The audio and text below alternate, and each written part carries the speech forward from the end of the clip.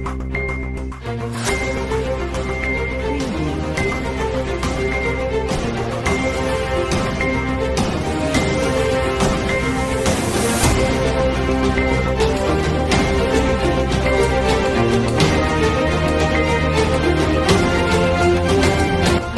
News, बातमी जनकल्याणाची।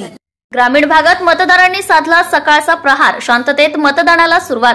मागील महिन्यापासून उन्हाच्या तीव्रतेने वातावरणात कमालीचा उकाडा वाढल्याने मतदारांनी मतदान करण्यासाठी सकाळीच आपापल्या बूथवर गर्दी केल्याचे ग्रामीण भागात सर्वदूर चित्र होते। हिंगोली लोकसभेसाठी शुक्रवारी दिनांक 26 रोजी सकाळीच मतदानाला सुरुवात झाली।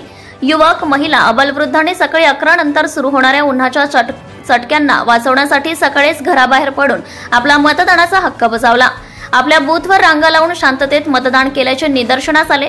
मतदान केंद्रावर प्रत्येक पक्षाचे कार्यकर्ते, पदाधिकारी आपल्या कामात मतदारांना मदत करण्यात व्यस्त होते, तर पोलिसांचा मतदान केंद्रावर चोख बंदोबस्त पाहायला मिळाला।